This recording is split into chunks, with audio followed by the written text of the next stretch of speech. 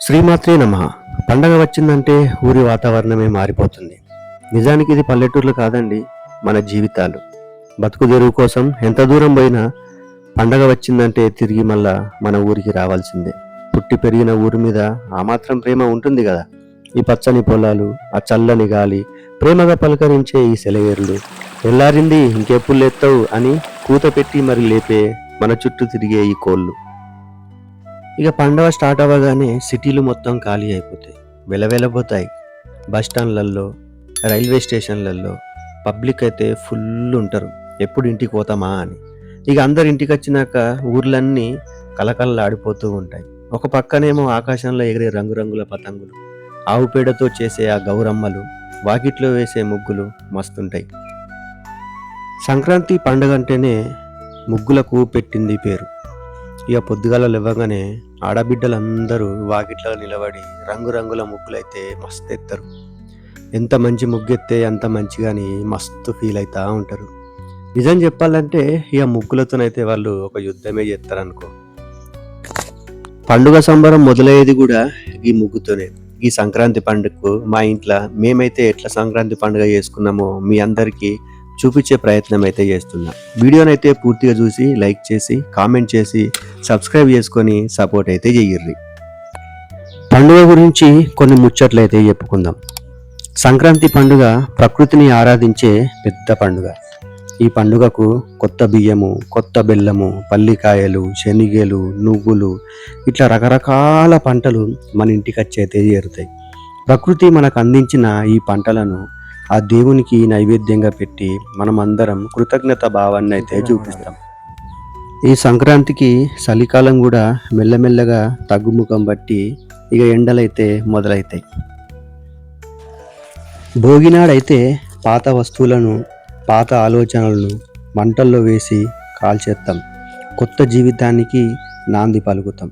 ఇక సంక్రాంతికి కొత్త అల్లుళ్ళత్తరు, చుట్టాలత్తరు, పిల్లలు, రకరకాల వంటలు మస్తు చేసుకుంటాం.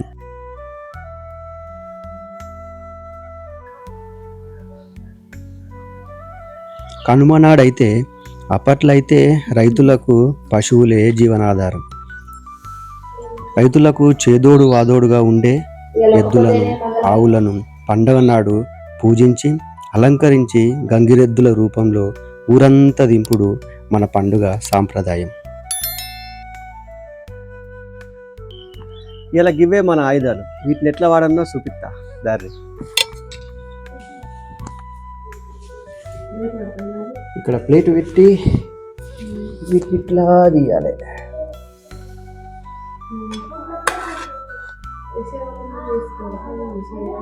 కొంచెం నిమ్మలంగా ఇట్లా తీస్తే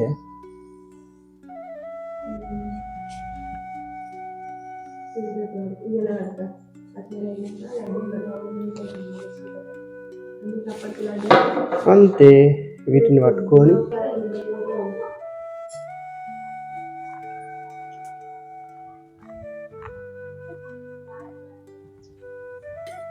ఇట్లా జారేయాలి.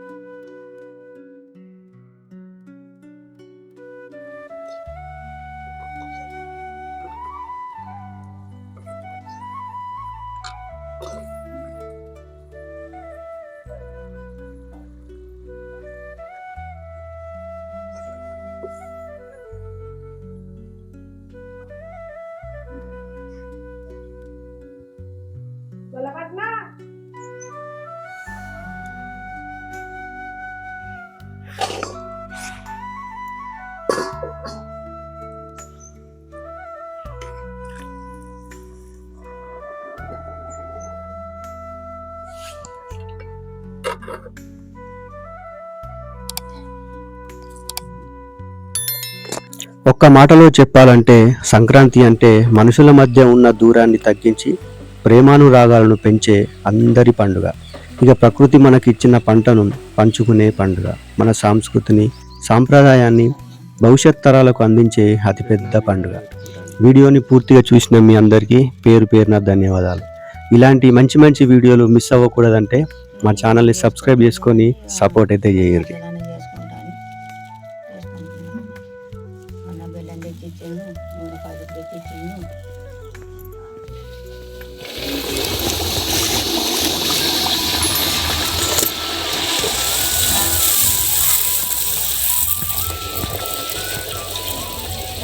ఊరి వంగినటువంటి